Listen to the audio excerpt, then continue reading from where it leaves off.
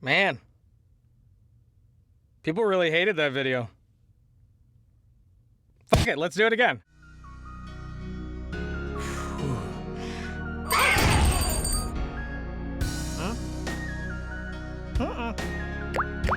Alrighty, hey guys, welcome back to another video. Welcome to the show. So I wanted to reevaluate, reanalyze, or just revisit the topic of the promoted gigs on Fiverr. Now, when I first did my video, and as I've noticed, there was a lot of people that didn't like the video. No one would say why, which is confusing. I mean, I'm totally fine with people not liking a video, but if people don't like the video and don't say why, nothing changes. It doesn't help. So, yes, last Saturday totally didn't upload a video, partly because I was just, for a good portion of the week, a good portion of the last couple weeks, I was in a terrible mood. I was just not in a good mood, doing a lot of work. A lot of stuff involving my roommate was really kind of getting on my nerves. And then every single comment that I seemed to be getting and every single email was a lot of people basically re-saying the exact same things, asking me a lot of questions that I've already answered, basically on the video. Like, people would leave comments on the video asking about a topic that I literally just talked about on the same video. And it was really kind of starting to kind of bug me, the idea that maybe there was no point in posting videos, considering a good chunk of people were just asking these same questions, especially when it was coming to, what microphone should I get? I have a very small budget. What microphone should I get? And I would reply with, it's more so about the treatment. You can basically take a $50 microphone and make it sound like a $100 microphone with good treatment. And they were like, okay, but what microphone should I get? And I was like, I don't know anything about you, your voice, or what you're wanting to do with it. He's like, I want to do podcast, voiceover, video games, and YouTube videos. What microphone should I get?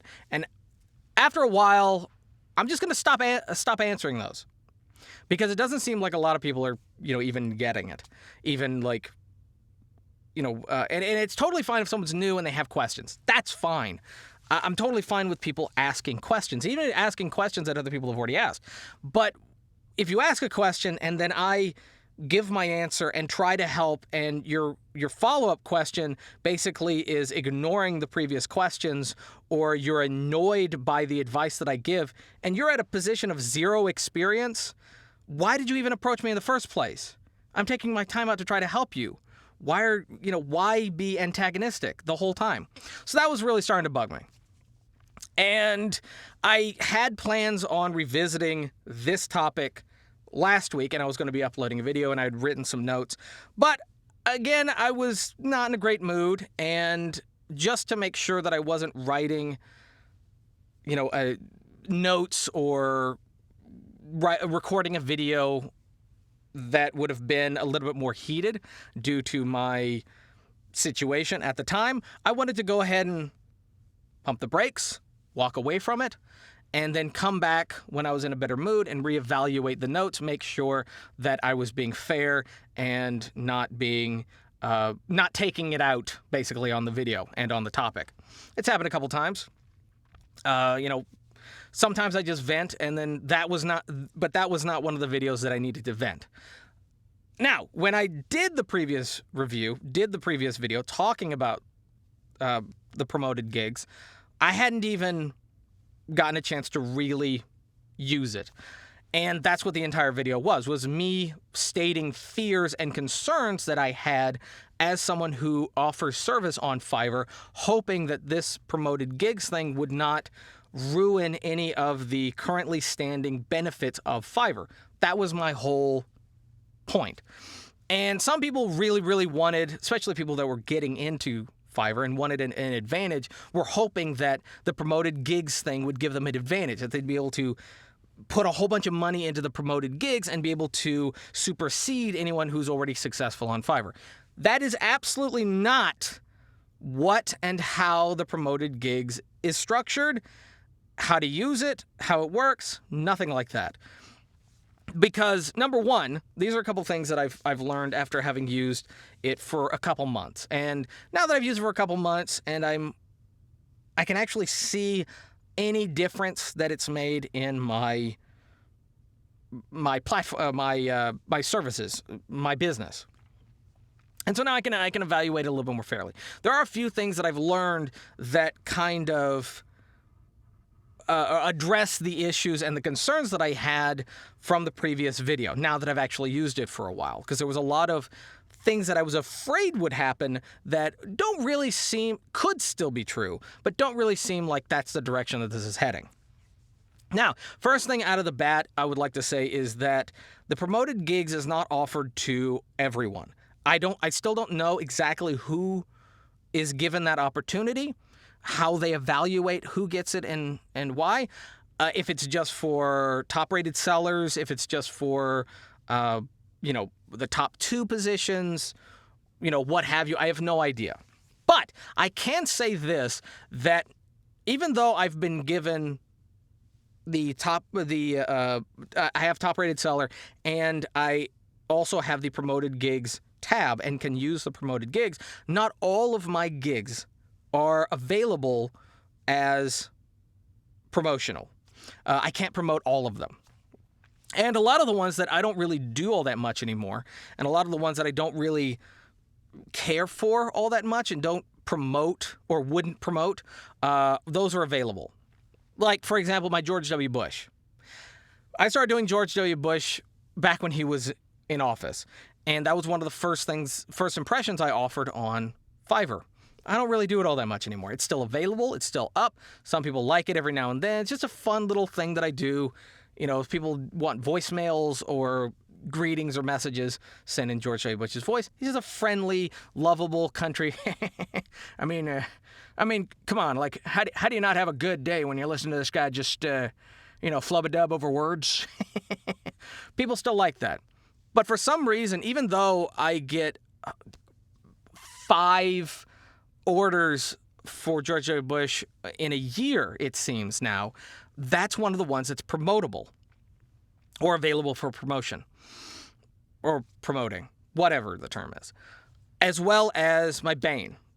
I do a Bane voice, George W. Bush, and professional narration. Now, these 3 are ones that I don't put a lot of energy into. They're ones that I really don't care for.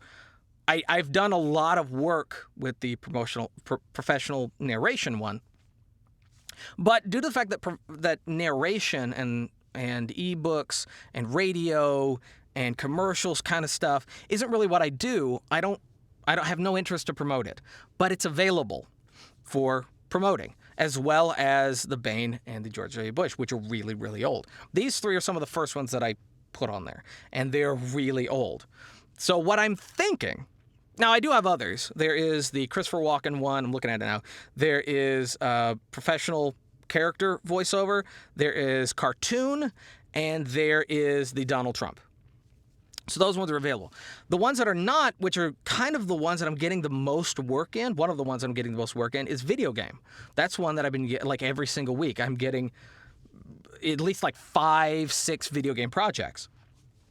Of course, I get a lot of Donald Trump, obviously, and professional character work, which is kind of the general overall characters. And I have a whole bunch of others that I'm trying to promote that I can't. And what I'm figuring out, and this is kind of a long-winded one, explanation, but what I'm figuring out is they don't just give you the ability to promote new gigs. They don't give you the ability to promote new or less noticed stuff. The promoted gigs tab, the promoted gigs function, is not the ability to get attention or to put out there and get more attention for things that are new. It's not a way of making something that is not getting a lot of attention get a lot of attention.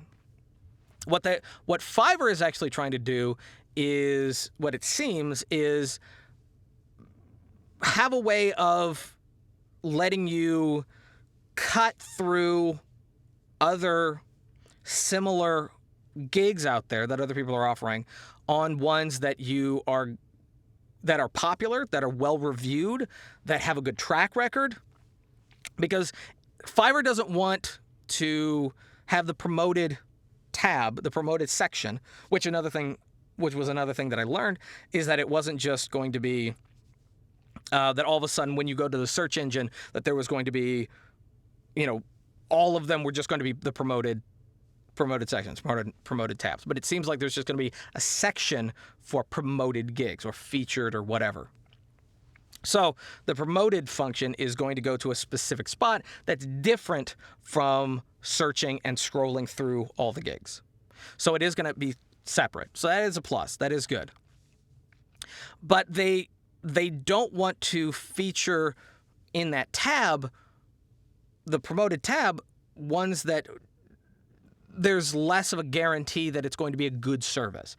Fiverr is still trying to prioritize good services that have a good track record, that already get a lot of clicks, already get a lot of traffic, and have a lot of positive reviews.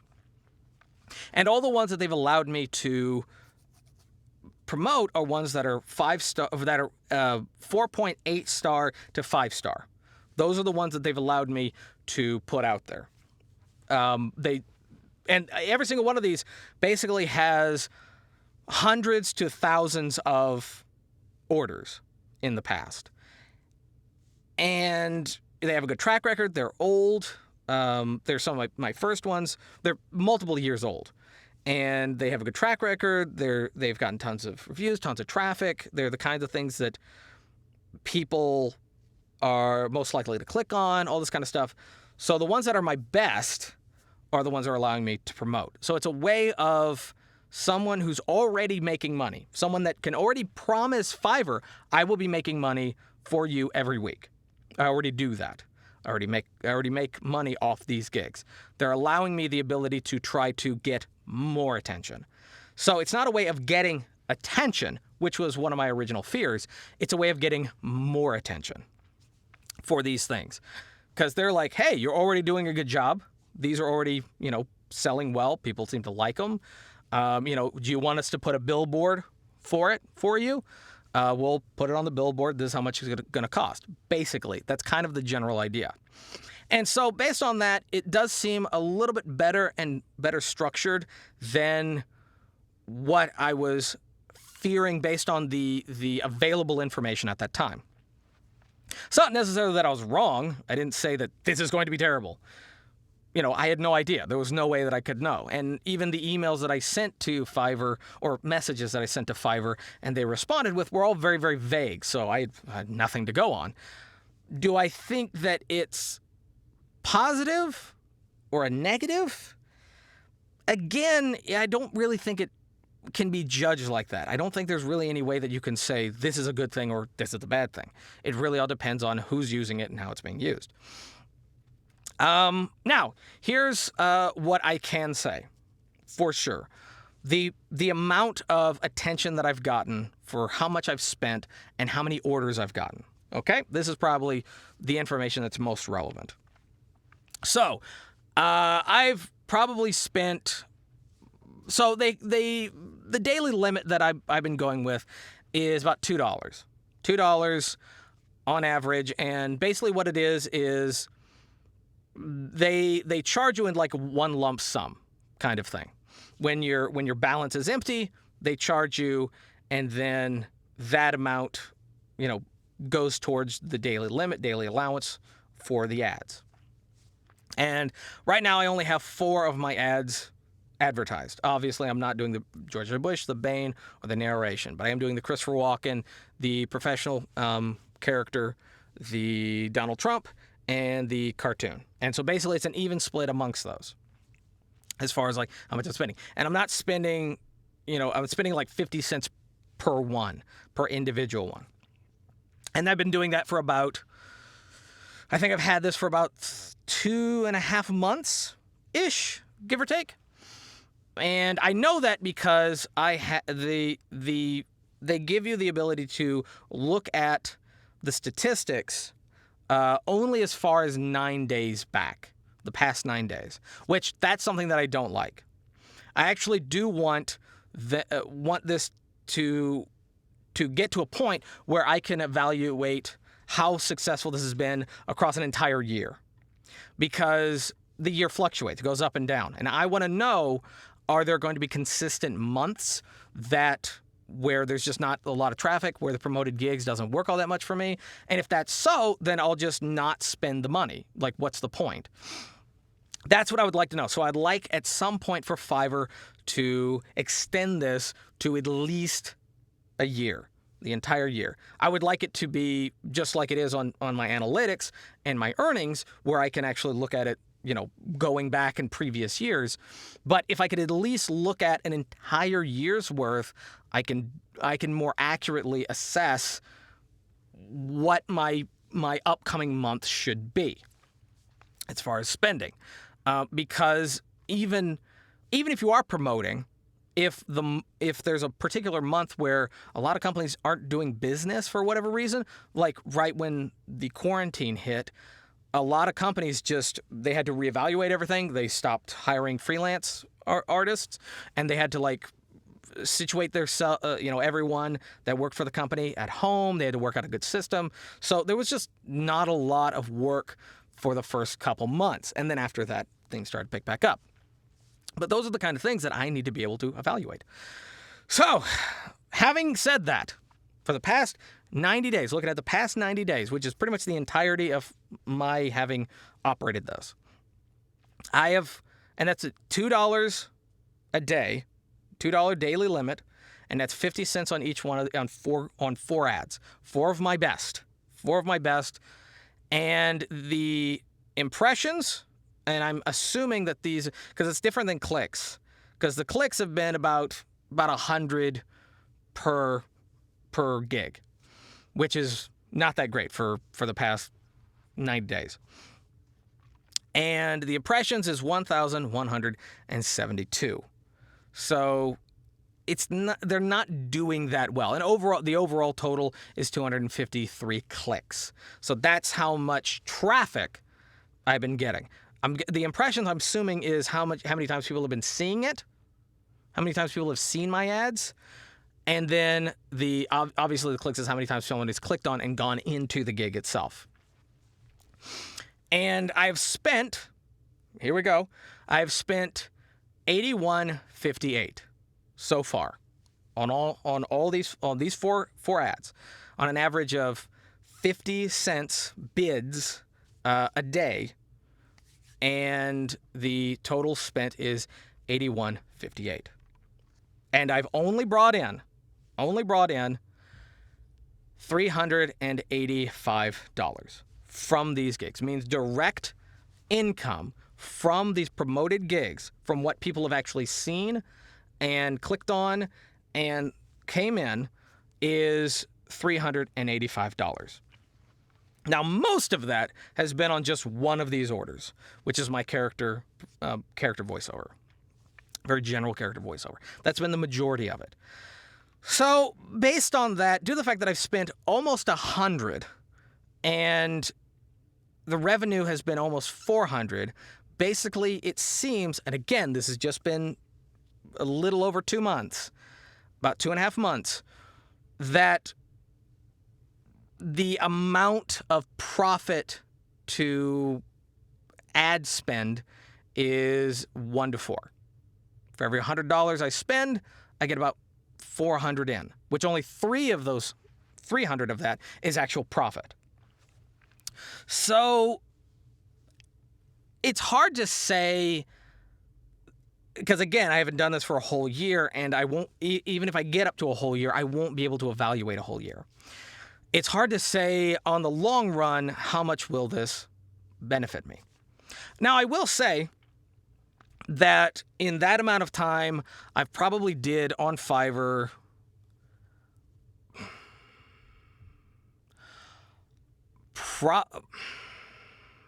over 4,000 in the amount of time that I've done in there. So 1/10 of that? Yeah, 1/10 of that was from the promoted gigs. About. Again, I don't have the full I can't break it down any further, and I'm estimating in my head, but that's about what I'm looking at. Would I say that that's good? A tenth of that? So that's 1 out of 10 clients that I wouldn't have got. So for every 10 clients, one of those was basically brought to me by promoted gigs.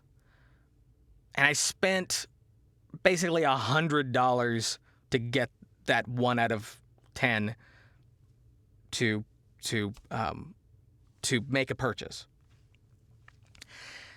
I would say yes. I would say yes. I would say that would be worth it. Now, it's not a huge difference. It's not a big deal. It's not a huge chunk of the pie or slice of the pie or whatever. But if, like, let's say you haven't been doing for this long, and you're wanting to get into Fiverr and you're wanting to quit your day job. You still got your day job, but you want to quit your day job. I would say that it would be advantageous if you got the promoted gigs, if you were able to set some money aside for the purpose of funding an entire year of promoted gigs. Figure out how much you want to spend. I would definitely say do more than, based on what I did, definitely do more than a daily limit of $5. And depending on how many gigs you have and how well they work, split up the amount that you'll be spending on each gig accordingly. Whichever one is the easiest for you to do and is the most fun for you to do, but yet is still very popular and still gets a lot of clients, then definitely put more into that one, for sure. The ones that you're like, I really don't care to get more work on this one. Don't worry about it. Just put it all on black. Put it all on 23 or whatever. Put it on that one. And if you still have the day job and you can fund a really sizable promotional gig, then by all means, go for it. This would actually be a good way of getting a little bit more guaranteed clientele, because Fiverr isn't guaranteed. There's nothing about working on Fiverr that's guaranteed. And even promoting doesn't mean it's guaranteed, because again, you have to make sure that even if they are selling well, the promotional stuff, you still need to make sure that you have really good promotional material. So the way of taking the proper advantage of this is making sure you have really catchy visuals, your demo that they can click on is really good, and the title of the gig isn't confusing. That's the best way of taking advantage of it. And then in the gig, do what you're supposed to do and make sure that everything is filled out and there's no questions. They can read it and they get all the information. Outside of that, I think this would be fine. Now, again, I don't know the long run of this. I don't know if, 100 voice actors put in, $1,000 a day, something crazy. Will those voice actors be the only ones that we see? I don't know. I do know that Anthony Pica, fellow voice actor, who was more on the positive side of this going in, and I watched his video, and I didn't really get why he was positive. I'm still not on board, still not fully on board, but I can kind of see potential in it. I think he's been using it for about as long as I have, and he was, I think, last I heard of it, he was putting more in than me, and he hasn't drowned me out. I haven't seen his gigs more than anyone else's, and my business didn't drop off. I did have a rough month, but I don't think that was due to this, and I'm not entirely sure what was brought on by that dip down, but I can see going forward that this could be beneficial. If I change my numbers, so I change how much I'm putting in, and I see any kind of increase, if I see any changes in this, if Fiverr ever gets back with me, or if I get any more information, I will do another video, because this is a new thing. This is a new tactic. This is a new strategy for getting work and getting seen on Fiverr. It's not going to work for people that are just getting on, though.